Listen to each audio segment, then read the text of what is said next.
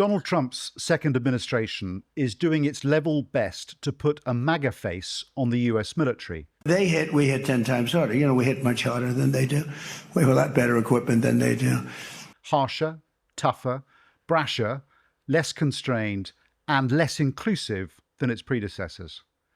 And in Pete Hegseth, he appears to have found a Pentagon chief who understands the assignment. At the Department of War, we have the most elite warriors on the face of the earth. Every single day, you are pushed to your absolute physical and mental limits to master the profession of arms. We demand your all, and you give it. The man Trump now calls his Secretary of War has promised to return to a so-called warrior ethos, but one that places a premium less on values and more on machismo. America, a people bound by faith, freedom, and opportunity. Its prosperity owed to a long line of warriors and an ethos that remains unwavering. And in the most recent act of bravado, he intervened to encourage some behaviour that some veteran pilots described as very dangerous.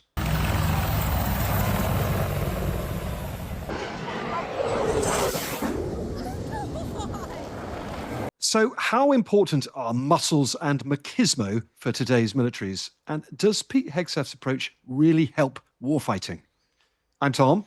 And I'm Patrick. Welcome to The General and the Journalist. So to dig into all that, we're joined today by a friend of both of ours, as it happens, Air Vice-Marshal Sean Bell, who's a former RAF Harrier jump jet pilot who went on to serve in various senior positions of command in the MOD and overseas. Sean is now retired and a well-known military commentator in his own right. So today, you could say it's the General, the Air Marshal, and the Journalist. Sean, welcome. It's wonderful to have you here. It's great to be here. Thanks, Tom, for the invite. Tom, how do you know that Sean is an RAF Harrier pilot?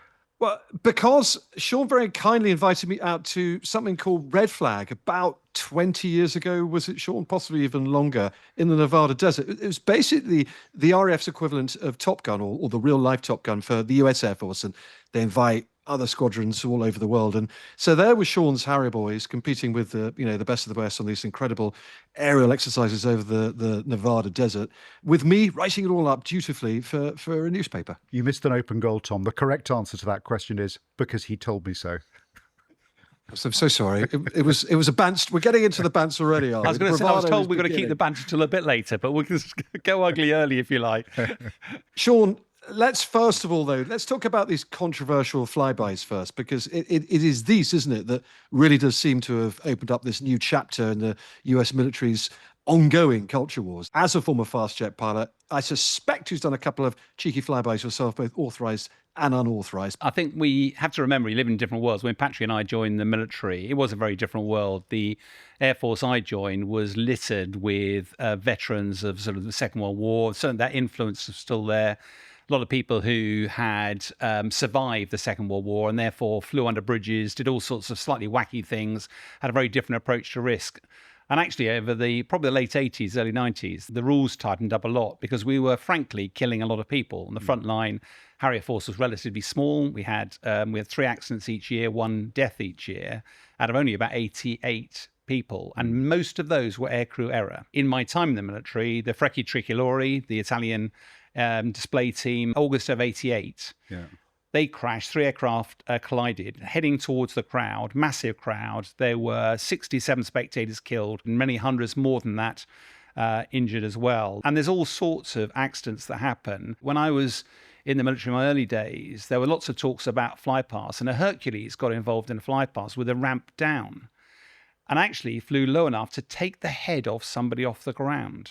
Wow. But when you're that low, you can't tell just how high you are, what you're going to do. But I think it's a real retrograde step to see that sort of fly past and to be endorsed by the leadership. I think that sends a really bad message. Let's talk through them individually, though, to explain to listeners what's been going on here, and then we can get your take on them individually. So the first was on the 4th of July, US Independence Day, bit of a public holiday across the US, and it was 4 Apache helicopter gunships flying very low over a beach, actually just over the waves beside a beach in South Carolina. The footage went viral. All 8 pilots were suspended, 2 in each aircraft. Pete Hegseth, the Defense Secretary, now War Secretary, saw the footage and then quote tweeted, if you know what that means on social media, "We'll fix this, carry on Patriots." So the pilots were unsuspended and the investigation was cancelled and there was nothing to see. So, Sean, you've seen the footage. If you watch this on YouTube, you'll see us play it as well. But what do you think, having seen it? Was that the right decision? Was that a safe flyby? The trouble is, the reason we have rules and regulations is that if you breach them, you need to pay the consequences. And if you don't, then you set a very, very bad example to everybody else in the military, that suddenly that sort of behavior is not only tolerated, but actually encouraged. And that's what sends shivers through my spine. You must have been the same, Patrick, that in your time in the military, the more senior you get, the more responsibility you have for setting the tone, setting the, what's acceptable, what's unacceptable, and why.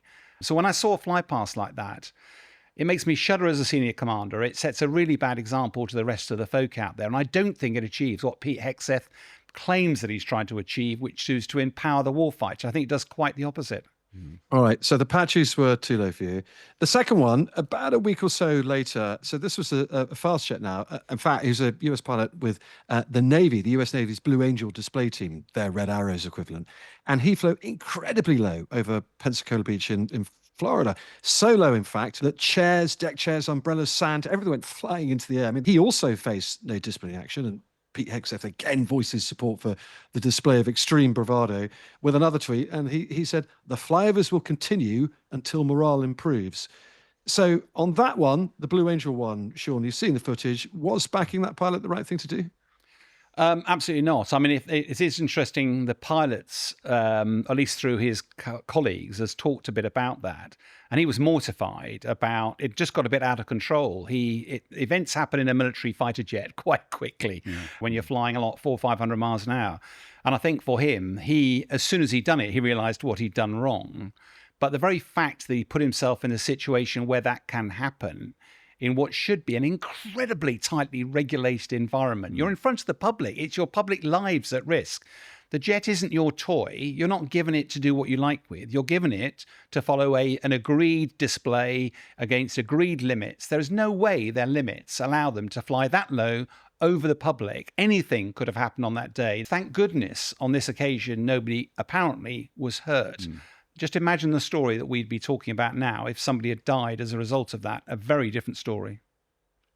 Okay. All right. Well, that's your professional verdict. But look, the pushback is going to be, we have these flybys, low flybys, and we do them here with the RF's Red Arrows as well, just to impress people. I mean, the Red Arrow maneuvers, when they sort of crisscross with extraordinary sort of scariness, you look at it, isn't that an act of bravado? And what's the difference? Well, the main difference is, quite frankly, the rules and regulations about where you're allowed to display means that though you will never see them doing their cross directly over crowds. It'll always be done in clear areas where there's nobody beneath them. And that's why, I mean, back in the day, you go back 10, 20 years, the Red Arrows are doing well over 100 displays each year. I think these years they're doing about 40. And that's because there are not that many venues around the country or around the world where you can do those sort of displays and keep them so that if the worst happens, they hit each other, that they're not going to actually plow into people on the ground. Now, inevitably, when you're dealing with fighter jets, low, fast, accidents do happen. But what you're trying to do is make sure that the impact of those is as minimal as possible. So I absolutely push back on you, Tom. I don't think it's about bravado. It's about demonstrating skill, prowess, courage, and professionalism.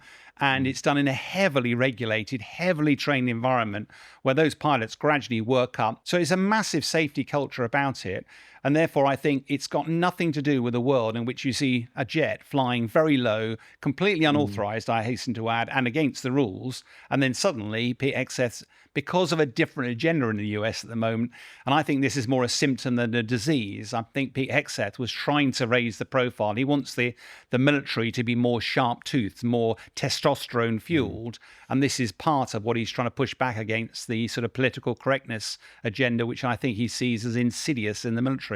So the common denominator here, and we've said his name a dozen times already in this conversation, of course, is Pete Hegseth, the so-called Secretary of War, or SecDef, as you and I would probably prefer to refer to him as.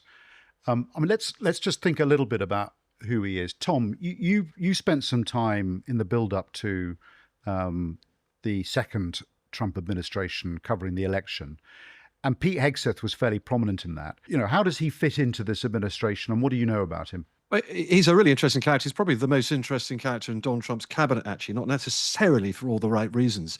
So his background, he did serve in the US military, did about 10 or so years. He was an infantry officer in the Minnesota National Guard. So he was a reservist, but he deployed to Guantanamo Bay, to the prisoner camp there, to Iraq and to Afghanistan. So he's done combat tours, earned a couple of Bronze Stars and a combat infantryman badge, says my research.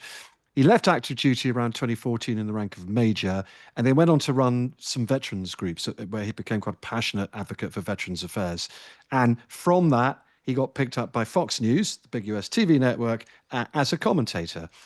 He got promoted in 2017, because they liked him so much, to be a network host. So from then onwards until right up to the US presidential election 2024, he was a regular co-host of The Breakfast Show, Fox and Friends at the weekend. From there, that's when Donald Trump saw him. Donald Trump, a big fan of Fox and Friends and Fox News in general. Trump used to ring in to Fox and Friends randomly, still does actually, to have his say every now and then, and got to know Hegseth. They got to know each other. Hegseth lobbied Trump a bit in his first term for Veterans Affairs, rather. And then come the election, Donald Trump wins it in November 2024. And to everybody's surprise, I mean, manifest surprise across the board, Donald Trump appoints Pete Hegseth as his defense secretary, a title which he then changed to war secretary last year. But I was working in the US at the time. I was covering the US election for 6 or so months. I was in the same building, actually, as Fox News. The Fox News guys that I used to sort of see every now and then in the cafeteria, they too were just as surprised that their weekend breakfast show host was now running this vast US military. But he did it, and he got this big mandate from Trump to shake up the US military. Both Trump and Hegseth think the same thing. They think the US military has gone soft and woke, and Trump wanted Hegseth to do something about it. You talked about how he was brought in to implement this anti-woke, pro-MAGA approach in the Pentagon. What specifically has he done? His main obsession, his first one, was with military fitness. He thought the US military got too, quite frankly, fat, too unfit. So instituted a more rigorous physical fitness regime. He's constantly taking pictures of himself, or having pictures of himself taken, doing press-ups himself as a former infantry officer, or training with the US Marines. Actually, he's not alone in that. The Vice President, J.D. Vance, does the same thing as well. Mike Waltz, the UN ambassador, he's did some press-ups in his room with a load of US Marines and tweeted that the other day. So it's kind of a administration-wide thing. One of the more interesting things, Sean and I were just doing some before you came on, Tom. I'd like to see who won that. Perhaps you don't want to share that with the listeners. We can take that one to your graves if you like. That's another good podcast, isn't it? I'd take you on. Yeah. The more interesting thing, there's some specific policies, some quite serious that Pete Hegseth introduced. One, actually, in the last month or so, which is a test for testosterone. So anyone in the US military aged 30 or over now has to be tested for testosterone deficiency. It would appear to see they've still got the right levels of aggression, etc. And if they don't have any, they're offered testosterone replacement therapy. And this is what Pete Hegseth said about that. He said, it's about restoring and optimizing your natural capabilities, protecting your longevity, and ensuring you have the biological foundation required to sustain the fight. I'd love to get you two take on that as a couple of senior military practitioners. Sean, levels of testosterone, have you ever come across that in your career? Never. I've just given Patrick the perfect comeback, of course, because he's going to say, well, you're in your RAF, so you wouldn't. Well, yeah, I mean, the difference is, basic difference between the Army and the Air Force is that the Armies, the officers send their troops to war, whereas in the Air Force, the troops send their officers to war, because we're the guys who strap ourselves into the jet. I'm sorry, I'm not having that. No, you chaps are just in a tent back in a way. But no, I do think things like fitness, there's always an annual fitness test. And I know, probably like you, Is that in the Air Force? Yeah. Really? Yeah, it's walking to the bar, I think, and having a quick 2 pints in quick succession. No, but because of, even though I left the military 12 years ago, I still do similar training today because it became a habit.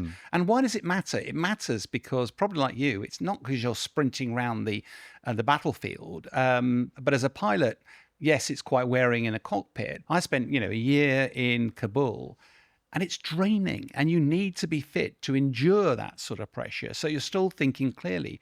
So I certainly have more than a degree of sympathy about getting everybody fit, even in a society which seems to take it less seriously than the military. But as for testosterone, no, it's the first I've ever heard of that. I'm not sure how much respect Pete Hegseth earns by doing this himself. I mean, he's a politician. He's not a soldier. And I think it's a bit of a distraction having him around. Like you, for testosterone, I mean, I think it's weird. I have never noticed Sounds genetic. a lack of testosterone in the US military. I mean, it's one of those sort of, it's as if they've dragged it up out of some weird corner of the internet. So one of the other things Pete Hegseth is known for is firing some very, very prominent, diverse military leaders. So C.Q. Brown, for example, who was the chair of the Joint Chiefs, the most senior man in the military when Donald Trump arrived, he was fired because Trump said he wanted to shake up the top military leadership. Now, it also happened, somewhat controversially, to be that he was a black officer, and a very senior, successful one too. Pete Hegseth, well, he's previously said that General Brown should be fired because of his woke focus on diversity, equity, and inclusion, DEI programs. Then there was Lisa Franchetti, who was the US Navy's Chief of Naval Operations, another very high-profile figure, an admiral. Pete Hegseth fired her, and she was the first ever female Chief of Naval Operations, without any clear explanation. It was all very much seen, though, as part of that purge of that top leadership that just did so happen to be pretty diverse. What do you think of those two gentlemen, Sean? Yeah, I think the danger is we conflate two issues here sometimes. I'm minded when, it was only a few years back, when the Air Force fell foul of the equality and diversity action due to reports that they were trying to fill certain numbers rather than actually just getting the best that's out there. What I would say, two things on that. First of all, I was, one of my first tours was a flying instructor at RAF Cranwell. And it was the time when we had the first time female pilots were, and there was a big push inside the Air Force. They didn't really want to have female pilots. Why would, we haven't got the toilet facilities, we haven't got the dressing facilities, the jets aren't. But actually, quite rightly, they endured. I am utterly convinced now that was the right thing to do because there were no role models in the service. Later in my service time, I was squadron commander, number 1 squadron, and we had 2 female pilots, and they were absolutely outstanding. No question. They were absolutely excellent.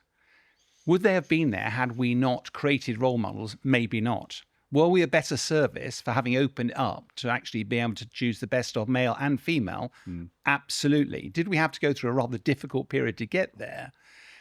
And I think that's where the service fell foul a bit because it was trying to chase targets. But I firmly believe if you don't have different ethnic cultures in your service, if they don't see role models, then we're not drawing on all corners of our society. And the military should reflect a society that it defends.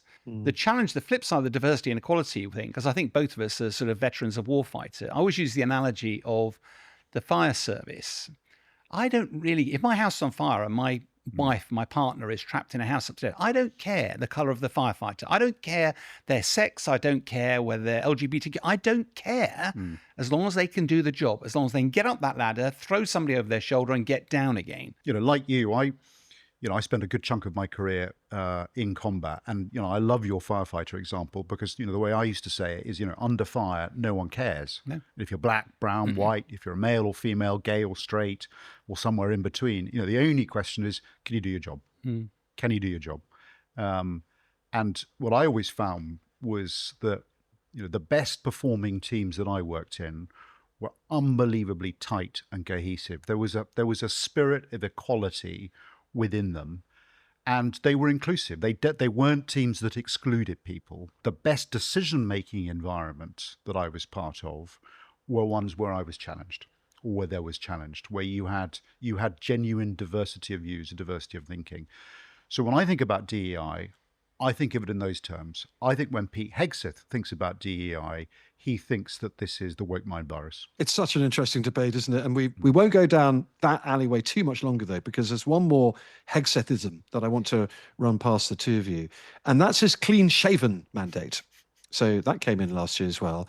It was a memo issued directing all branches of the military to revert to what was pre-2010 grooming standards. Now, the US military have never worn facial hair, never really been allowed to, but there were exemptions, waivers for people, often with medical reasons, if they had rashes or something.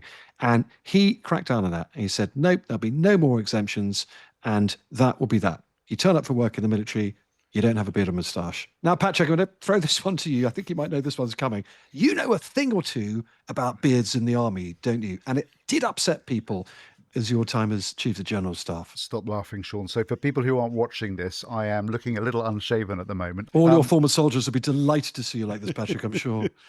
I mean, this was a debate that we were having in the army it's been a debate for a long time. And in the end, I took the decision along with the army board, that we would permit facial hair and beards to be grown in the army. I mean, you would have thought that I'd sort of taken a pair of scissors to the Mona Lisa with some of the reactions that I got. Funnily enough, not from soldiers. This was a hugely popular move. All of the soldiers wanted it. They couldn't understand why they weren't being treated as adults, why they couldn't be brought in line with what the Air Force and the Royal Navy were doing. Whereas I was confronted by sort of swivel-eyed, frothing people of a certain age, generally all of whom had retired, and I had completely undermined the army. I mean, I have to say, I think that this is one of the Army's most successful modernization programs. It was quick. It cost absolutely nothing. It reached the front line immediately, and we didn't need the Treasury to give us any money.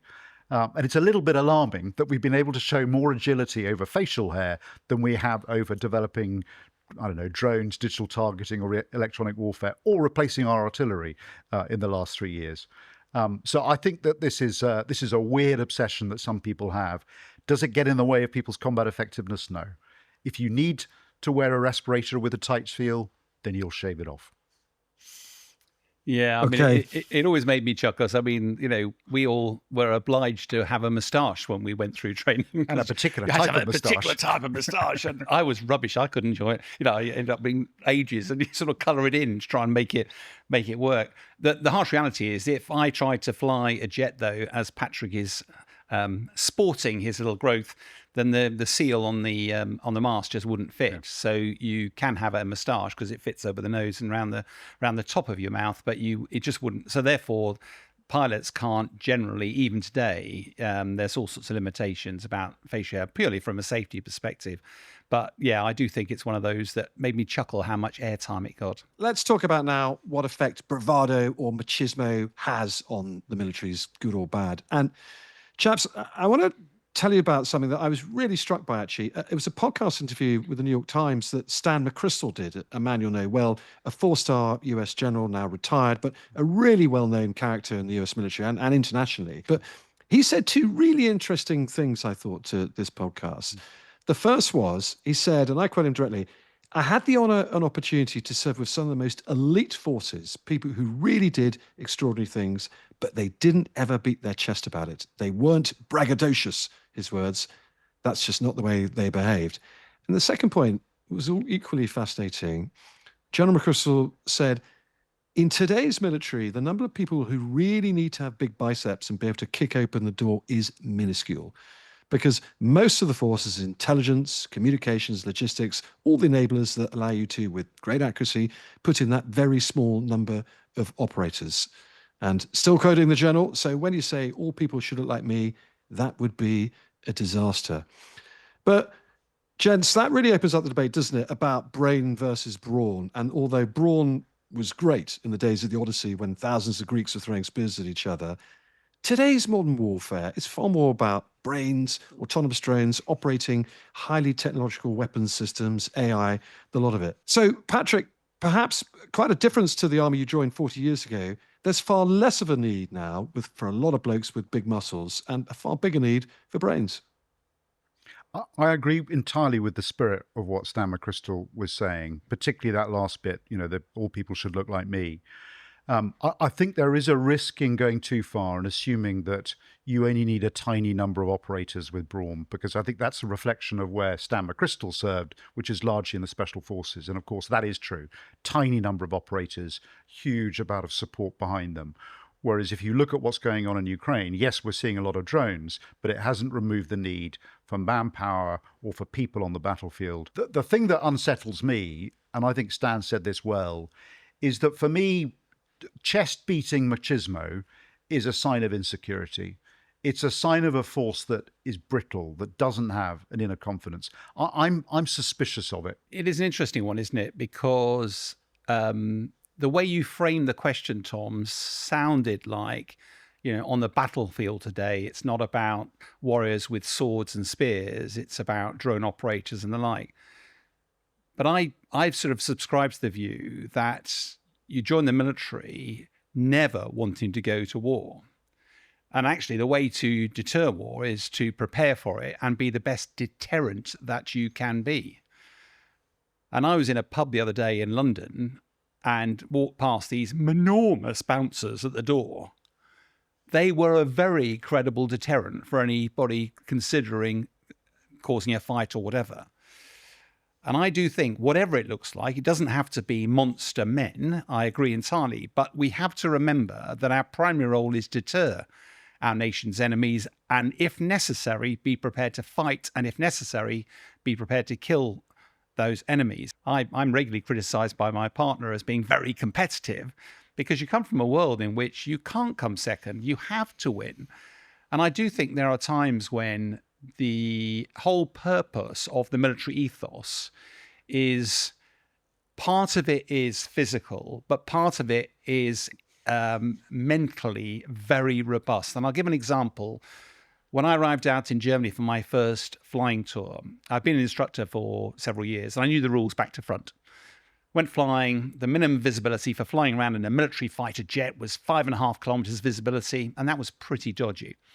Got airborne on this day, 4 ship of Harriers charging off around the North German plain. The weather was about a third of that visibility, about 2,000 meters. Closing in on fog. It was technically mist. Didn't really know what was going on. Jets whistling past my ear, land at the end of a 40-minute sortie, golf balls of sweat. You sit in the debrief. First question, somebody stands up and says, right, any safety points? Nobody put their hand up. I put my hand up and the whole room whirled at me. Pratt at the back, what? Well, that visibility wasn't very good. And it wasn't quite the words they used, but it was a sort of Johnny Wet Pants. We're preparing to go to war now. We're not going to be able to say, oh, the weather's not very good today if the Soviets come over the border. We've got to be prepared to go and fight them. And therefore, yes, we knew what the rules were, but we had a healthy disrespect for them because we had to be ready to go. And I think part of that warrior breed was that sense of how much risk are you prepared to take, your risk appetite, how much. And there was a sense of bravado about that. It wasn't rippling muscles, but it was a sense that we are going to prevail. And that was part of the warfighter spirit that I think epitomized my time in the early days in Germany. The rider to that is that my son, who now is active in the military, he would turn around and go, yes, but you killed a lot of people because you pushed the limits so hard. And that's probably true. But whether we return to that sort of warfighter ethos is another matter. Well, let's bring it home to the UK, shall we, and where we are in this debate, because there's something that has always fascinated me, and that's inter-service rivalry. So the RAF versus the Navy versus the Army, and then inter-unit rivalry. So Paras versus Rifles, Patrick's Regiment, etc., etc. And that, to me, is a type of machismo. It is a type of bravado. I've always sort of wondered where the line should be on that. So the truth of the matter is, gents, and I'm able to say this because I'm a stinking civilian, I always have been, Patrick, you've spent 40 years looking down at Sean, or shall I say, looking up, thinking, fancy flyboy up there, never getting his hand dirty. He's not a real military man like me, down here in the trenches mixing it. And Sean, you've spent your career looking down at Patrick in that trench, thinking, stupid infantryman, getting all dirty, when I'm up here with 1,000-pound bombs being the real tough guy. Am I wrong? Well, yes. I mean, for those people who, like getting cold, wet and miserable, then the Army's the right place for you. But if you want to soar with the eagles, then... And the only reason we stayed in 5-star hotels, we couldn't find many 6-star hotels around. You shot my fox. I was going to talk about 4-star hotels. Exactly. I'll take you out early.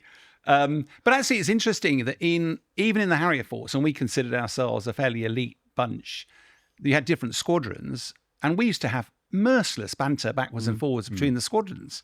I was number one squadron boss. And why was it called number one squadron? Because it's the best and it's the primus inter pares. It's, I find this fascinating because I was talking to Ed Stringer about this a few years ago, and he explained to me that the very elite of the Royal Air Force served in a particular Jaguar squadron, and all of the chiefs of the Air Star came from that squadron.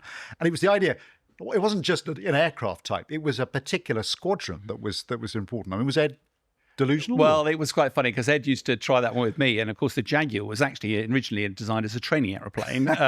So it wasn't really a frontline aeroplane. But I think the inter-service rivalry is really healthy. I played a lot of sport. I played inter-service sport. We do the inter-service rugby, inter-service, all sorts of things. And I think that's very healthy. And actually, at the end of it, you always have a few beers together because the thing that binds you is they're going to serve together. But it doesn't stop you being fiercely proud of whether it's your service, your squadron, your regiment, or your little bunch around you. And I think that's really healthy. It doesn't mean I ever want to join the army. And sometimes that rivalry can tip over into a really unhealthy atmosphere. But it's also a reflection of the fact that we're an army of tribes. And you think that your tribe is the best. You think you've got the best history, that you've got the most courageous record, you've got the most Victoria Crosses, that you celebrate. And this is the level that we fight at. So whilst you've got to temper it, you've got to make sure that it doesn't tip over into destructive behaviour. We would never want people who join these regiments, as whether they're joining the army as into a regiment or they're joining a particular squadron in the Air Force, you want them to think that they're the best and to strive to be the best, because that's what makes us as good as we are. Well, yeah, and I would add to that to say that people who serve on, whether it's regiments, whether it's squadrons or whatever, you stand on the shoulders of those who went before you. Yeah. And you should be proud, because when you are in an unusual position, we often ask our men and women of the armed services to do almost impossible jobs in incredibly difficult circumstances, potentially even risk their lives. And one of the motivations for doing that is the esprit de corps. It's the history, it's the heritage of your badge, your breed, your clan. Yeah. And I think that's something we cultivate quite readily, because you are much better as a coherent team, particularly if you're a believer. You're incredibly proud and you're not going to let your unit down. Yeah. And that's something that banter and that camaraderie, I had no issue when it slightly bubbled over every now and again, because then you know where the limit is and actually you can easily back off. But I absolutely believe that friction, that competitive edge was vital to really credible warfighting capability. The time it came together, I thought really wonderfully, and that I was so proud to be standing alongside the Royal Air Force and the Royal Navy, was at the King's coronation, and indeed at the late Queen's funeral, where you had contingents from all three services trying their absolute best for our late Commander-in-Chief and then our new one. And there was a wonderful spirit of teamwork, of atmosphere, of mutual respect. I was very proud to be there. And I think that's the dichotomy. I did a lot of time on board Her Majesty's carriers, or when they were Her Majesty's carriers, the old ones, Invincible, Illustrious, and Invincible, and Royal, sorry. And the Navy always took the mickey out of us because we were there in light blue. We would rename the decks of the ship, because we always felt that the waterline, where you went one floor down and you were now below the surface, that ought to be the ground floor. But that wasn't what they had. They had the quarterdeck. Well, we called that the fourth floor veranda. And they had a little cinema, and the first film they showed was The Cruel Sea. And there's loads of banter. Yeah. But actually, when it came to the crunch, when it came to us delivering operational capability, I was incredibly proud of how whatever we worked together. Yeah. Let's tackle the essay question then, shall we? How important then is bravado for military effectiveness? And do you need bravado to fight wars? Patrick, why don't you go first, and we'll give our guests the final word. I'm not a fan of bravado. I think quiet confidence, I think pride, I think a healthy spirit of competition, as we've just been talking about. But bravado to me means something that is hollow, is fragile, doesn't speak to an inner strength. But as services, as militaries, we have a set of values. We write those values down, we teach them, we inculcate them, we train our people to have them. Courage, discipline, respect for others, integrity, loyalty, selfless commitment. Those are the British Army's values. The Air Force has something very similar. The US military has something very similar. And what Pete Hegseth is doing with some of his actions is to undermine those values. So for me, the strength of the organization isn't just about, the physical fitness, the physical capabilities, and having a warfighting edge and a strong fighting spirit. It's also having the values that underpin them. Yeah, I'd agree with that. I think the danger is that the military I joined, as I say, was a Cold War military where people learnt it from a book, didn't actually have to do it for real. You watch the young men and women who have served in the last 35 years, they've got a Kenny Everett load of medals, and they've been hard fought, hard won. And they understand what makes a warfighter. And it isn't bravado. As you say, it's a whole load of terms that we spend a lifetime trying to develop.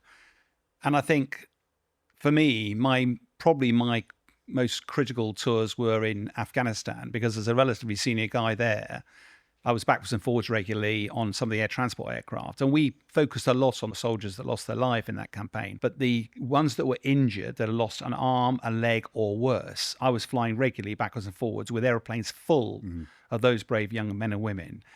And you saw the price of getting it wrong.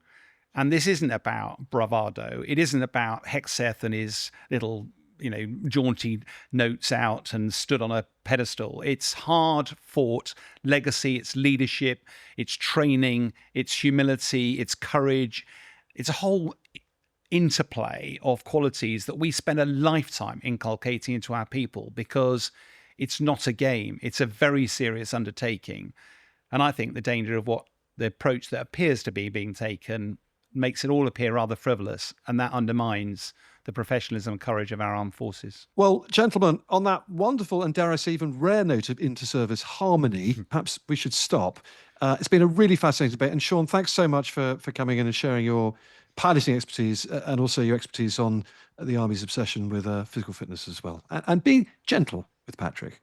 Thanks, Sean. It's great to see you. No, thanks for the invite. It's great fun. Well, that's all from us this week. Do join us next week when a former Mossad chief, Yossi Cohen, will take us inside Israel's decades-long secret spying war against the Iranian regime in Tehran.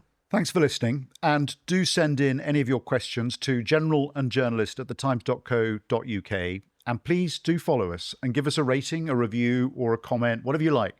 Whenever you're listening to the podcast, it helps more people discover us. So until next week, thanks, Patrick. Thanks, Tom.